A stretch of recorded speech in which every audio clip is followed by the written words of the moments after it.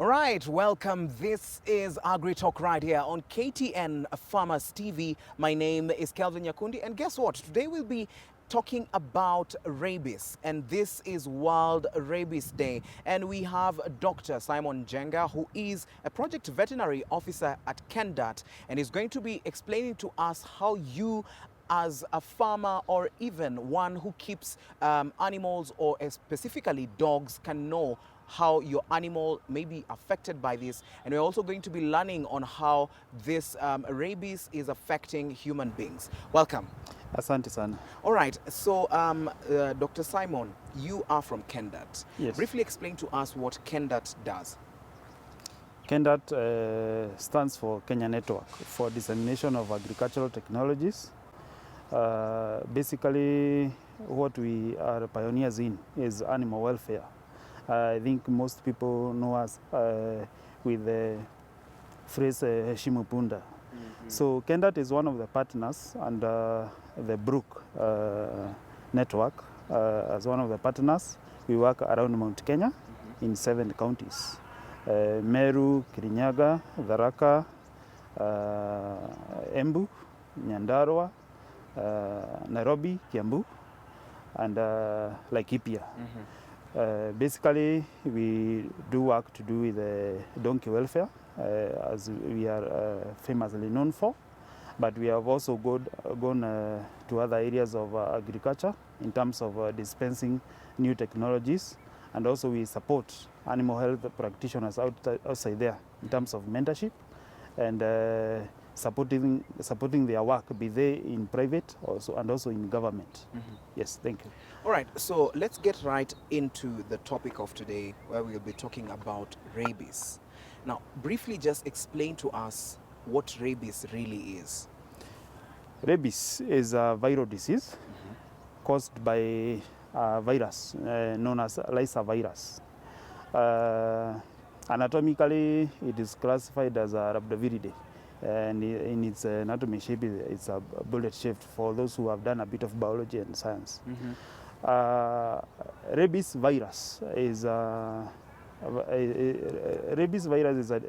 affects warm-blooded animals, especially the mammals that we know. And here in Africa, or Kenya rather, we have the dogs, the cats, the cows, the camels, and we also have the donkeys that we work with. So it's good to note that being a warm-blooded targeting disease, the human is a major culprit of this virus. So diseases that move from animals to humans are known as zoonotic diseases. Now, rabies is one of the widely known zoonotic disease around, and it is known especially in up country where there are a lot of dogs. And now within the urban areas, now that people are embracing the culture of keeping pets, it's becoming common, especially the transmission from dogs and cats to humans. Yes. And now you've spoken about dogs. Let's look at this one as a specific animal that is affected by rabies, and just try to look at the signs that someone can know my animal is affected by rabies. What are some of the signs? Now, rabies has an array of in terms of exhibiting itself in an animal, and rabies occurs in 2 types. We have the furious form and we have the paralytic form.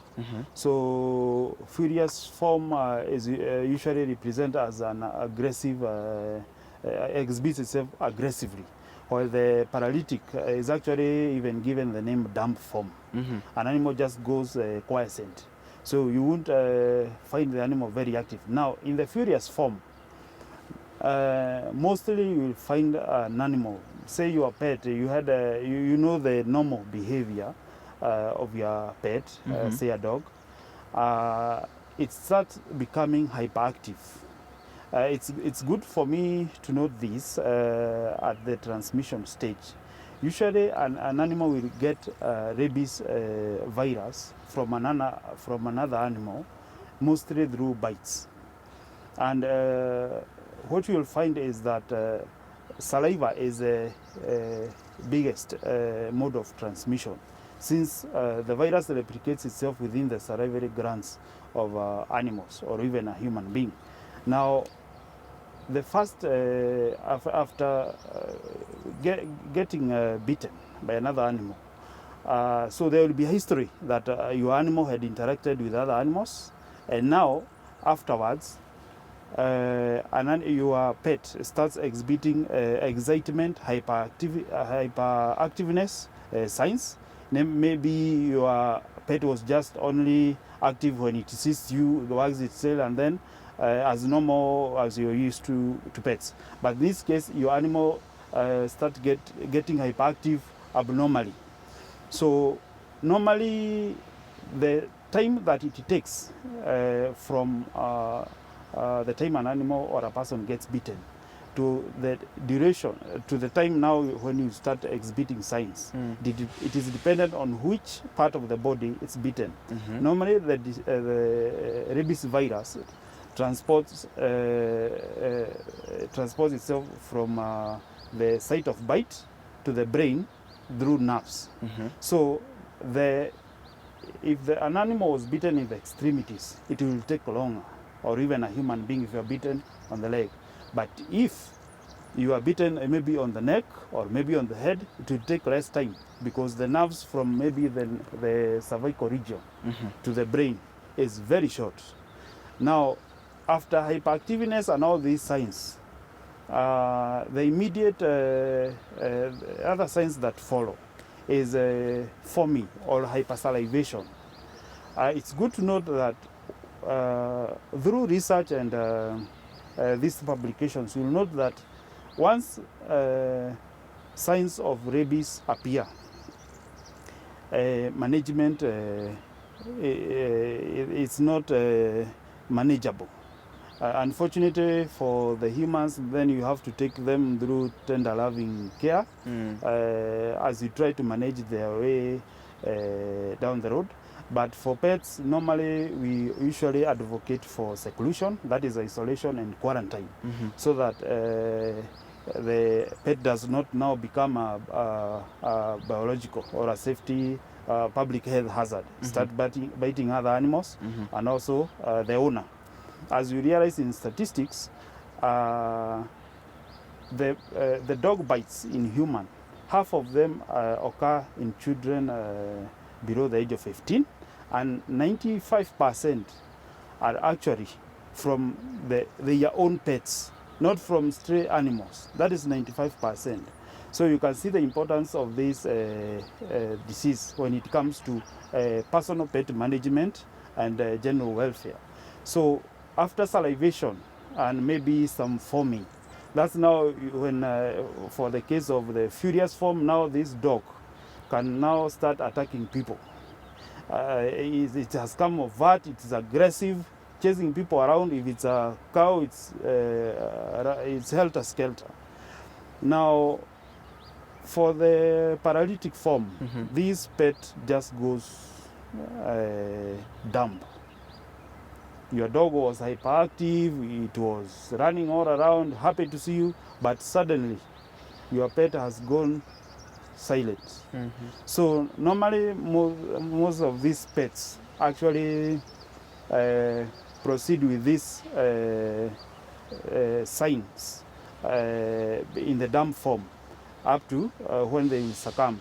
It's good to note that one of the most notable features in rabies is actually hydrophobia. An animal with which is already exhibiting signs of rabies, we usually develop hydrophobia. It cannot take water, and it's actually a struggle even for those that attempt to take water. So most practitioners outside there in the field will try maybe to give water to a cow or maybe a donkey to try and see, can it maybe take some water? And most of these animals actually keep away aggressively from anything to do with water. So normally in our procedure, public health procedures, we advocate for isolation, and these animals actually succumb maybe within a week, as long as the definitive signs of rabies are overt. Now, it is usually a bit tricky for a person who is not very new to pets, and it's actually good that I'm here to publicize that it's good to know what is rabies and how it appears, and maybe like as a pet owner or an animal owner, the key things you should know that are maybe indicative that your animal has rabies. Yes, and even on that point of making the audience and the masses aware of how they need to take care of this situation, let us just look at the safety measures when it comes to dogs at home with the children. What are some of the things that you would advise people to do in order to make sure that maybe if a child is bitten by a dog or a cat, what do they need to do in order to make sure that, because most of the time you find a child might be bitten and then the parents don't do anything. So what would you advise pet owners to do? First and foremost, we recommend that you either purchase or acquire a pet from a registered dog breeder or an owner if he's not actually doing breeding. That is, the animal has actual records in terms of ownership, health records, as you find out that rabies is an aggressive viral disease. So we actually advocate for annual vaccination for pets. That you either purchase or acquire a pet from a registered dog breeder or an owner if he's not actually doing breeding. That is, the animal has actual records in terms of ownership, health records, as you'll find out that rabies is an aggressive viral disease. So we actually advocate for annual vaccination for pets, be they cats, dogs or donkeys. Vaccination is usually annually. Now, with you acquiring the records, you can actually prove yourself. It's a cautionary measure, just in case you just get a pet from the roadside and you don't know the source. The second part is responsible pet ownership. Now, we usually find owners, not only in rural areas, but actually in towns. A person wakes up in the morning, lets out the pet to go just root around and maybe even fend for itself. We usually advocate for housing in a situation where maybe there's no space for the pets to move around. So just acquire a house for the pets so that maybe you can lock them up and then maybe get some few times to play around. The third, we usually advise get professional advice from a registered animal health practitioner. We have veterinarians outside there, be they in government or private, but you can always get crucial information on disease control. There are many other diseases that affect our pets, but as pertains to rabies, it's actually one of the epidemiological duties that government officers do outside there in terms of monitoring and surveillance. If there is a case of rabies, maybe say in an area like eastlands of Nairobi or maybe around this area, the sub-county veterinary officer will actually want to know, might there be other several cases, or maybe we are dealing with an isolated case. And then there are usually ring vaccinations. What you'll notice is that ring vaccination actually, which are All right, aimed now, at from the pets, vaccinating, let's now say, look around at 70% of the population, the human actually who has aid been bitten by a bigger factor in terms of either an animal, preventing of the course, an spread of the animal disease. that has So rabies. always What is the care reach out mechanism? to your What nearest are animal some health of the, practitioner, you've already a been registered bitten, one for that you matter, didn't even have the to get vaccination, the relevant you've just been information. bitten. So And what do you think lastly, I would say, is the always safety measure pass when around it comes this to animal welfare the organization whole to run a thing process? or You've two been bitten to about the general whole pet process until now management. when you Yes. maybe get Right, well now, from the bite. From the pets, Yes. let's now look at Normally, when you are the bitten human by who has been either bitten by any by, animal, especially our either pets and an animal, domestic of course, animals, an Yes. animal that has The rabies. most What is important the care factor to mechanism? consider is What that assume some that of the, animal you've already been has bitten, rabies. you didn't even Never have the assume that vaccination. I know my You've just animal, been bitten. I know So my what pet, do you think and maybe just is before I the go safety into Yes. measure Mm. when it comes to maybe a medical the whole practitioner process? would You've have been bitten to the more fit to the whole Mm. process go until into the now depth when of, you human maybe medicine. get well Mm. from the bite. Yes. An animal that has been Normally, bitten, when maybe you are through bitten dog by fights or the others, either it's usually by given any animal, exposure, especially our pets and these domestic animals, vaccine. That is the to most give immunity important before, factor to the virus consider actually, is that assume that gains, animal has replication rabies. within Never the assume that I animal's, know my animal, I know my pet, over the and immune system. maybe just before I Now, go into if humans, human being is though bitten by maybe an a animal, medical practitioner would have usually been advocate more for fit immediate, to go into the depth of washing human of medicine. the bite site. Hit An your animal finger. I that think has most been of us bitten, get maybe bitten through on dog the fights or fingers the Yes. and others, legs. it's usually So given we a advocate for post-exposure around 15 minutes vaccine. washing with running That water is and soap. to give And for immunity those who before have maybe the virus COVID-19, actually it's gains much better. replication within the animals over the immune system. Now, when a human being is bitten by an animal, we usually advocate for immediate washing of the bite site. If you hit your finger, I think most of us get bitten on our fingers and our legs. So we advocate for around 15 minutes washing with running water and soap. And for those who have maybe povidone iodine, it's much better. The goal here is to reduce as much as the viral count at the biting site before it starts getting into the nerves and getting the transmission starts through the myelin sheaths to the brain.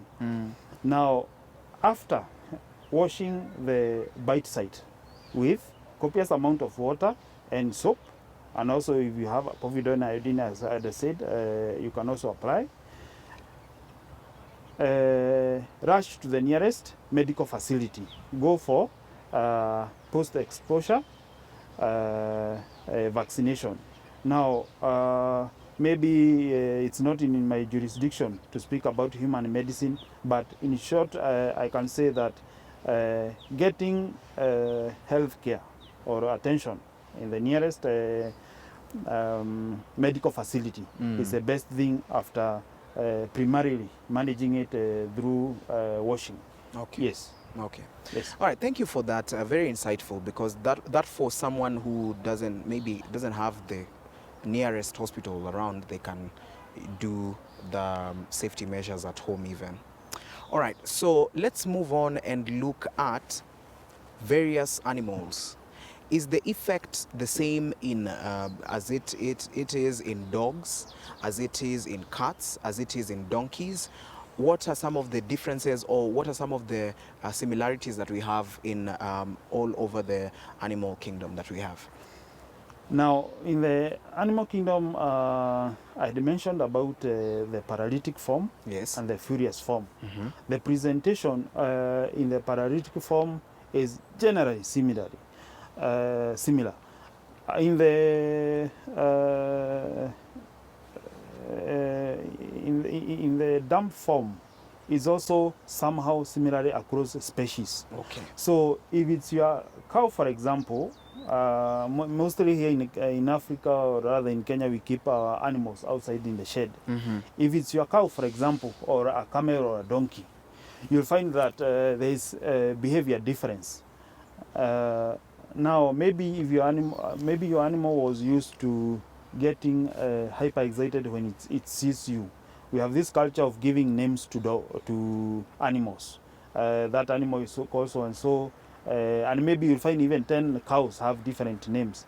When you call them, they respond. Now, in the dumb form, now that's where now you find an animal doesn't even respond. When maybe you try to use the normal communication, say either sign language or using feeds or fodder as we are used to. So you'll just find the animal is non-responsive. The opposite when you come to the furious form is also the same case. So you'll find an animal, normally maybe it was just docile, and now in this case it's hyperactive, running from one corner of the shed to the other. If it's a camel, camel becomes furious. A camel can actually grab a person and throw him across the fence. Wow. They're usually strong. So hyperactiveness is actually across the board. Dumb form is across the board. So it depends on which presentation of rabies we are dealing with, either dumb or the furious. Yes. And can we say that any animal that is either kept in the house as a pet, or the ones running around the various streets that we have, apartments, can we say those animals are prone to have rabies? Because someone can say, I take my animals for shots every year. They are cleaned, they just stay in the house. So what that animal, if it bites someone compared to the animal on the streets, what is the difference? Do they have the same effect? Maybe we should be talking about risk, the risk factor. An animal that is loitering outside, and maybe even to the bushes, has a higher risk of interacting with wild animals. And they said it's a disease affecting warm-blooded animals. So apart from the domestic animals that we know, outside there in the field we have the hyenas, we have the leopards, we have raccoons, we have ferrets outside there. So and of course there are these bats that we know. They are also spreaders of rabies, especially those pets, animals that move into caves. Now, an animal which is housed, and that's why I had mentioned that one of the best way to counter spread of rabies is actually to house animals and put them in an enclosure. You minimize the risk of spreading this disease, because there will be minimal interaction with animals outside there. Otherwise, if animals are left loitering outside there, you will end up with a higher risk and a bigger spread, maybe within a given area. Yes. Yes. All right. Thank you so much for sharing that with us.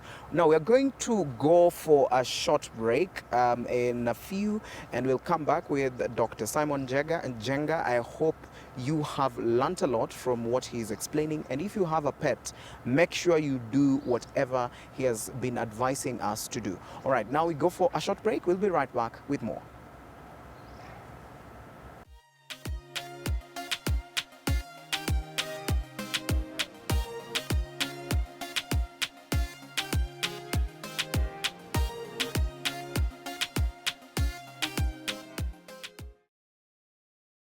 All right, welcome back. This is Agri Talk. Thank you for staying with us. We are talking about rabies. Today is World Rabies Day, and we have Dr. Simon Njenga here, who is a project veterinary officer at KENDAT, and he's just explaining to us about this day. And let us just get right into it and just get to know what this day is really, and why is it important to celebrate World Rabies Day?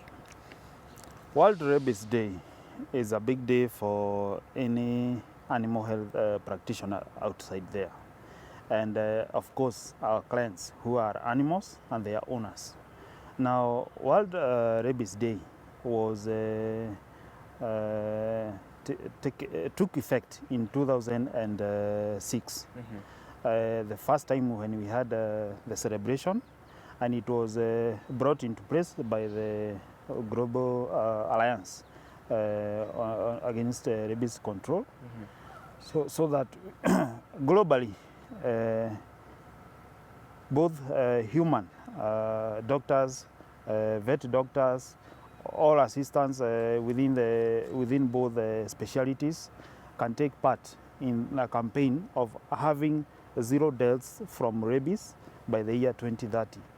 Now, it's good to mark this, that the first case that was actually diagnosed in Kenya was in 1912. So we have come a long way as a country, that right now we actually have an annual World Rabies Day. We have now the infrastructure to investigate, survey, and also diagnose rabies, and it assists in these epidemiological studies in monitoring, so that we are able to see maybe areas that are still rampant with rabies cases and the highest, so that we can implement control strategies like vaccination, and also there are campaigns to do with the organizations that do animal welfare activities, like community work, like what we do in KENDAT, and also the other international NGOs and partners that come into place to assist the government in spay and neuter campaigns. Yes. All right. And so still on the World Rabies Day and some of the achievements that have been made since the inception of this. Now, when we look at the findings of this rabies infection in the country, from where you sit, what do you think is going to be the trajectory moving forward if we look at the years that have passed and where we are right now? We're looking at the numbers.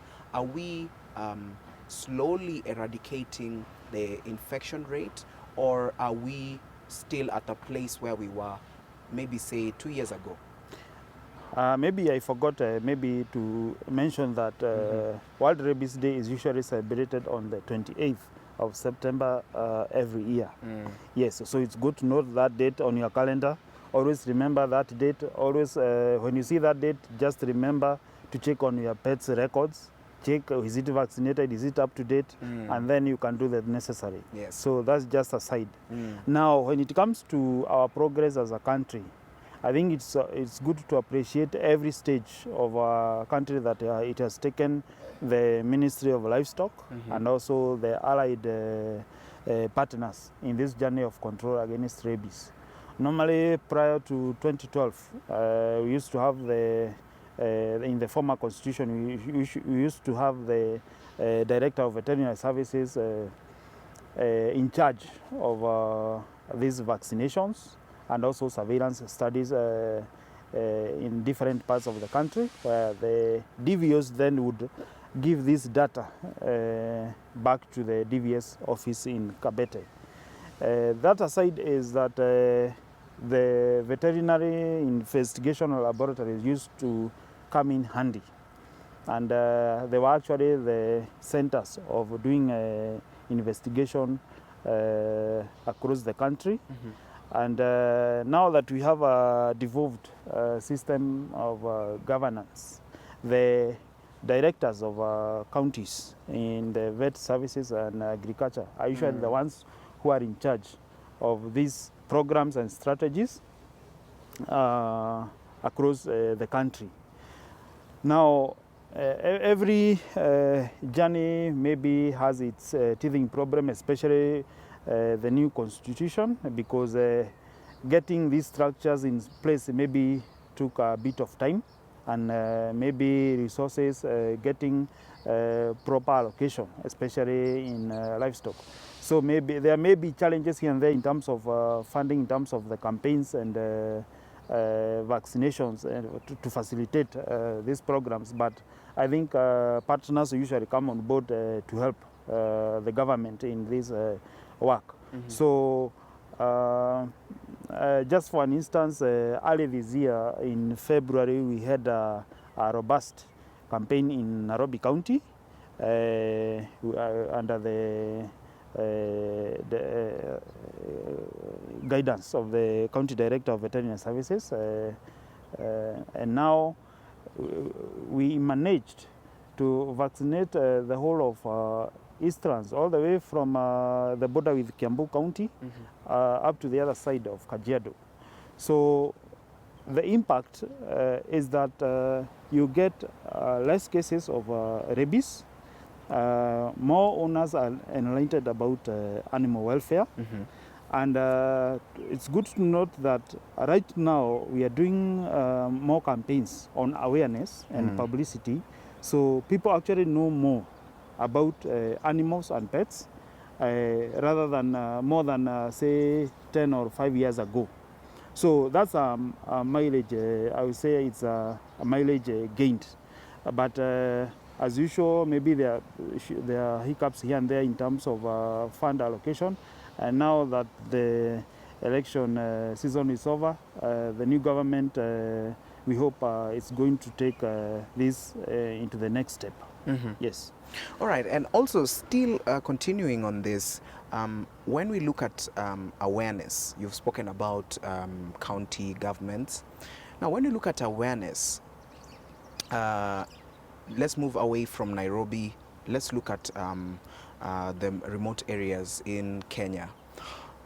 Do you think there needs to be more foot put in making sure that animal owners in those areas also have these services available to them? Because you might find someone in the rural area saying, all right, vaccination of, why should I vaccinate my dog and I just leave it to walk around during the day, even at night? So when it comes to awareness, creating awareness all over the country, what do you think needs to be done?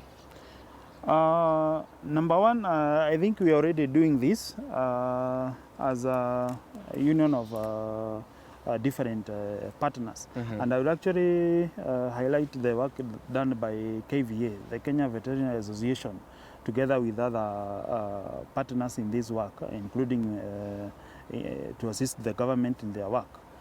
They are usually robust campaigns, especially on spay and neuter. As the world is now opening up more, information is spreading faster. There is always information on the media. There are always posters. And in this year, Kenya Veterinary Association will actually hold its World Rabies Day in Kitui County. So it's not just about Nairobi. We are moving to the other counties. Last year, we had, despite the COVID activity, we had this activity in Malindi. So it's remarkable to note that organization like TNR Trust, which is a pioneer in spay and neuter, actually moves around the country in their campaigns to try and control, to do an animal welfare-based animal population control, where you spay or neuter, or rather the most commonly used term, castrate. These dogs and cats within the rural areas and also the urban areas, to try and do an animal welfare-based program which is aimed at countering an uncontrolled spread of population. Now, it's a more than one-man effort where we assist the government in achieving its mandate. And actually, I am very optimistic about the future because more partners are coming in, and I hope we shall achieve much more maybe this year and the years to come. Yes. And also, I'm still going to be sticking with the awareness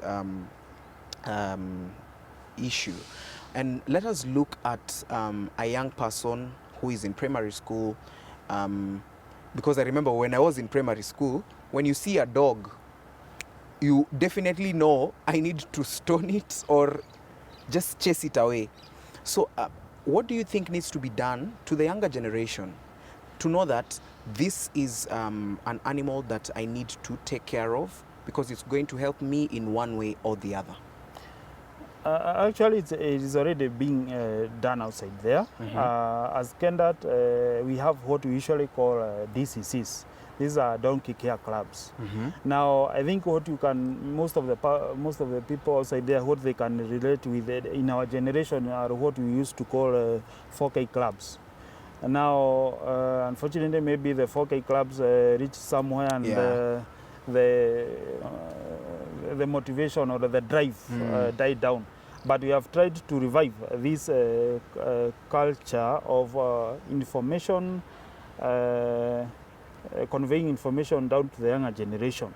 So what we do with these donkey care clubs at the primary level is first of all support the activities that are usually education based. So right now we have the new curriculum, and there are a lot of these activities these kids do: dramas, poems, songs. So KENDAT and the other partners under Brook, we usually support these young kids in their clubs to maybe develop poem-based, animal welfare-based poems, songs, themes, stanzas, choruses. I mean, based on the 5 animal welfare domains that we usually have, so that a younger grade 1 or a grade 2 kid knows that an animal is not supposed to be abused, an animal is supposed to be provided with water or food, Yes. an animal is supposed to be housed properly, and an animal, when it's sick, should find an animal health practitioner to provide animal health services, and also an animal should be led to express itself naturally or art. So if I was to take you to one of the schools we have around, one of the schools that have a DCC, you'll actually be amazed by the level of knowledge they have about caring animals. And they have other projects that support their clubs so that they are self-sustainable. Yes. And now let's also look at, you had mentioned about vaccination, you had also mentioned about it being yearly. Do you find resistance from some people who say maybe there might be misconceptions around the vaccinations? Remember, when vaccines come, there are usually some resistance, even if it's going to help. So speak about this so that someone who is out there who maybe thinks the vaccination against the vaccinations on the animal is going to bring some maybe huge effect on the animal. Speak about this. I think I'm very happy, especially with the younger generation. You'll find that most of us, the younger generation, had a chance to go to school.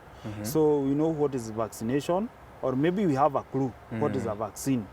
But maybe the older generation had a slow pace of adopting a vaccination. Actually, there were a lot of myths and fads, especially in what we do about donkeys and also other animals. That an animal is not supposed to be treated. When an animal is treated, maybe say like the donkey, it dies. So the younger generation has a different perspective as it comes to animal welfare, and in particular vaccination. So we find it very optimistic when we find a pet owner who is 17-year-old or even 15-year-old pushing his or her own parents that it's Saturday, I'm not in school, I want to take my pets to the vet doctor. And actually most of the parents learn on that day that actually animals are supposed to be vaccinated in this and this and this. So we have a lot of maybe vet clinics around Nairobi. We have a lot of vet practitioners outside there in the field that go door to door. It's actually encouraging that the there's a paradigm shift in terms of awareness, knowledge, and acceptance in adopting vaccination for different animals. And I hope maybe in the next several years we are going to reach a level that it's like the basic minimum knowledge of any pet owner. And I guess the government has come in this through licensing that you should have a permit permit if you own a pet, and it helps in trying to manage some of these issues, especially rabies. Yes. And now, moving closer to the end, the incoming government, what do you think needs to be done in order for them to contribute to this project fully? Because of course you've mentioned government has been helping, you've been working together with the government as KENDAT. So what do you think needs to be done more in order for this project to move forward successfully? It's great news that now we have a new government in place, and I hope the new cabinet secretary who is going to take over the livestock and agricultural docket will actually lobby for more funding for, number one, staffing within the ministry, and this should actually trickle down to the counties. There are some counties which have a deficiency of field staffs, infrastructure, be it infrastructure in terms of buildings or vehicles as a means of movement. As you realize, 90% of our work is actually outside there in the field. Yes. What you just do in the office is just collecting reports and maybe for those who work in the labs. But actually, the biggest part of our work is outside there.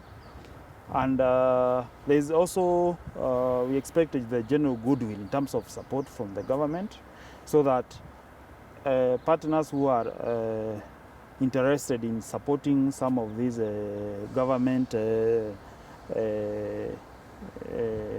structures and in its jurisdiction can actually go a mile, 5 miles faster than maybe it would take normally. So we expect a lot of support from the government and partners. And also for us animal health practitioners, it's motivation for us and morale.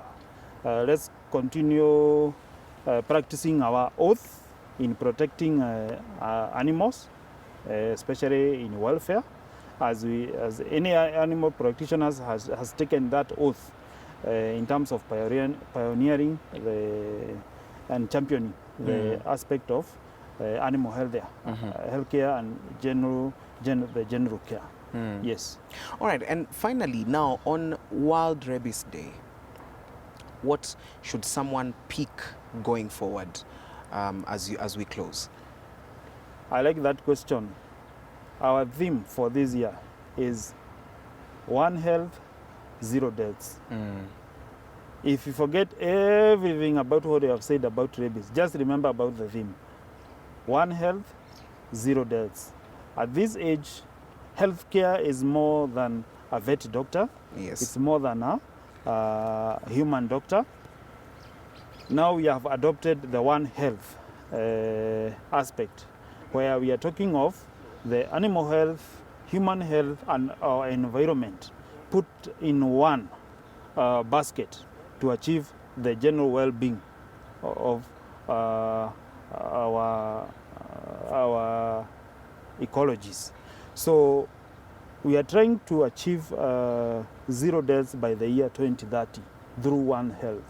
So if you are a human doctor outside there, if you are a vet doctor outside there, all of us have their respective areas within which they work in different environments. Let us always work at safeguarding our lives and also that of our animals. And in the end, we are going to achieve zero deaths by 2030. Just remember that, zero deaths by 2030. Yes. All right. Thank you so much for joining us today on Agri Talk.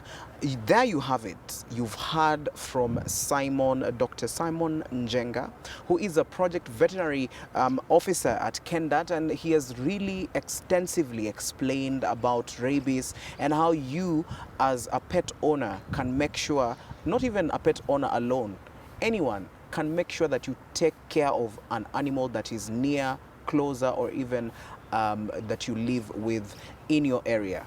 All right, that's it from myself and my guest today. That is it. Agri Talk next time, same place. Remember, KTN Farmers TV. My name is Kelvin Nyakundi.